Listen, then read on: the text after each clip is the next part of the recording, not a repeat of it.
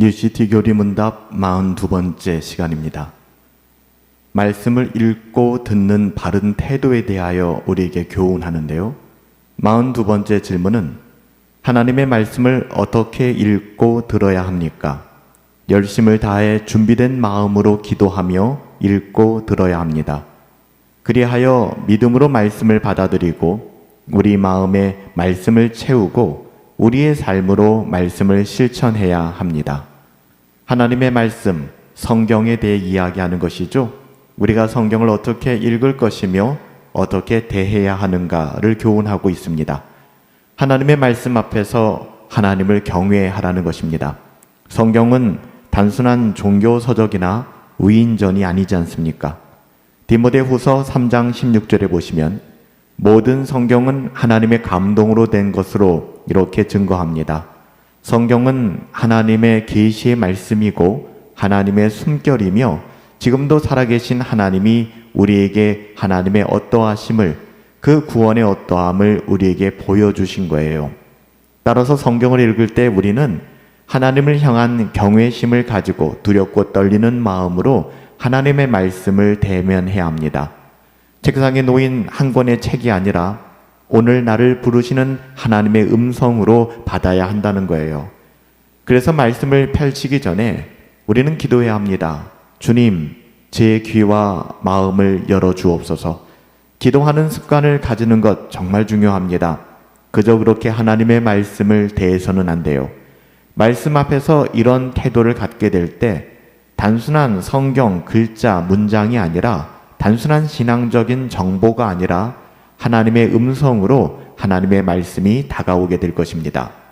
그래서 때로는 우리가 하나님의 말씀 앞에 섰을 때 우리의 어떠함, 우리의 분주함, 우리의 소란함을 내세우기보다는 침묵하며 하나님의 음성을 들을 필요가 있어요.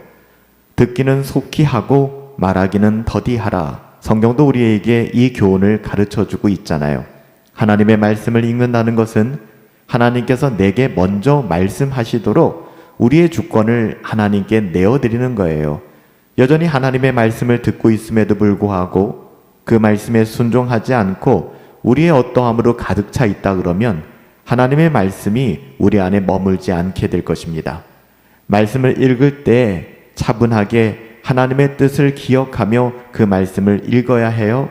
기도하며 성령의 조명하심이 있기를 구해야 합니다. 한 구절 한 구절 소중히 여기고 경외하며 주님, 이 말씀으로 제게 무엇을 말씀하십니까?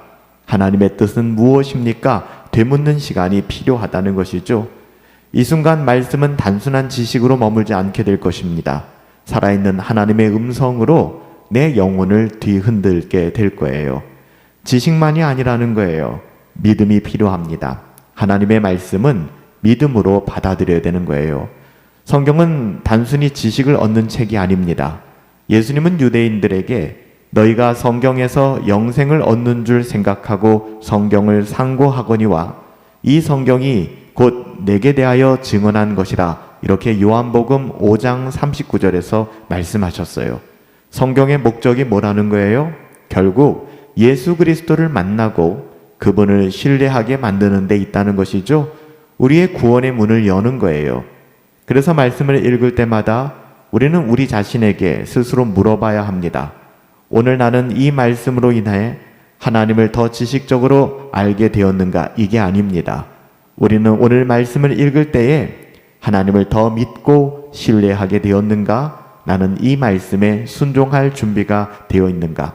그렇게 믿음으로 성경을 대할 때 성경은 단순한 글자가 아니라, 책이 아니라 내 믿음을 세워주는 하나님의 능력이 된다는 것이죠. 시편 기자는 내가 주께 범죄하지 아니하려 주의 말씀을 내 마음에 두었다라고 시편 119편 11절에 고백합니다. 우리가 하나님께 범죄하지 않기 위한 방법이 있다면, 그 길이 있다면 주의 말씀을 내 마음에 두는 거예요. 하나님의 말씀이 내 마음에 머물지 않는다면, 내가 하나님의 말씀 안에 거하지 않는다면 우리는 그 순간이 주님께 범죄하는 자리가 되는 것이죠. 이처럼 우리가 말씀을 믿음으로 받아들일 때 우리의 마음은 하나님의 말씀으로 가득 채워지게 되는 거예요.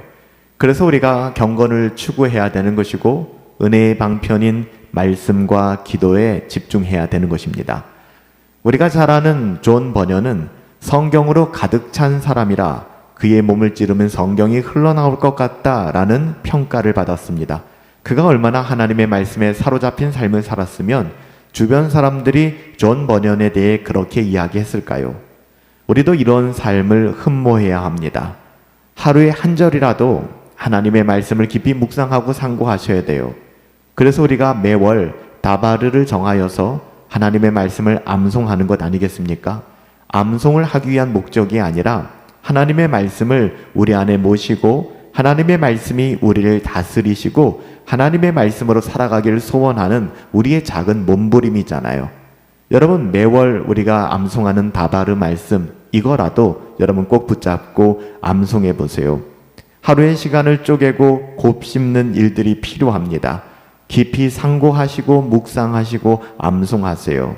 그러면 갑작스러운 유혹이나 어려움이 찾아올 때, 곤고한 날이 우리 가운데 밀려오게 될 때 우리 안에서 자연스럽게 흘러나오는 것은 불평과 원망이 아니게 될 것입니다.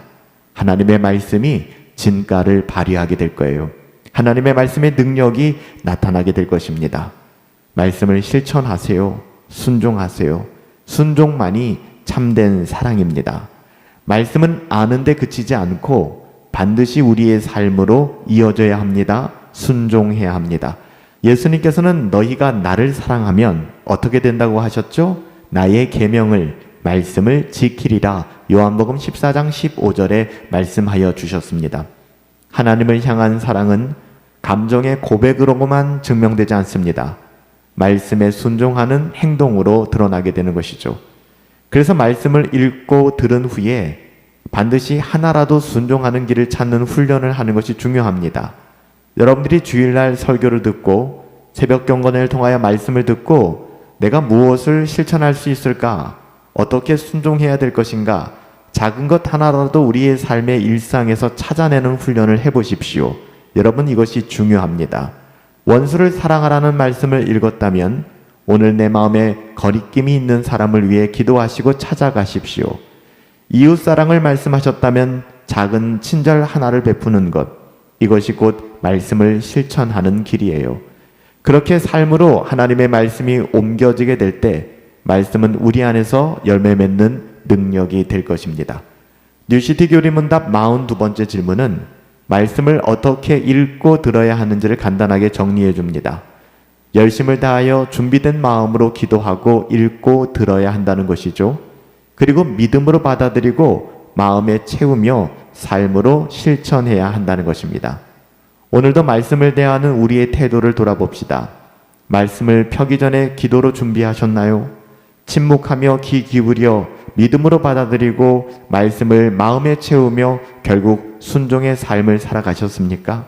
이것이 바로 하나님의 자녀다운 삶이고 하나님의 은혜에 반응하는 신자의 삶의 모습일 거예요. 그렇게 될 때 말씀은 우리를 변화시키고 우리의 삶을 이끄는 등불이 될 것입니다. 살아계신 아버지 하나님, 주의 말씀은 내 발의 등이요 내 길의 빛이 되십니다. 열심을 다해 준비된 마음으로 기도하며 하나님의 말씀을 듣게 하시고 믿음으로 말씀을 받아들이고 우리 마음에 말씀을 채워나가며 우리의 삶으로 말씀을 실천할 수 있도록 은혜 베풀어 주옵소서. 존귀하신 예수님의 이름으로 기도하옵나이다. 아멘.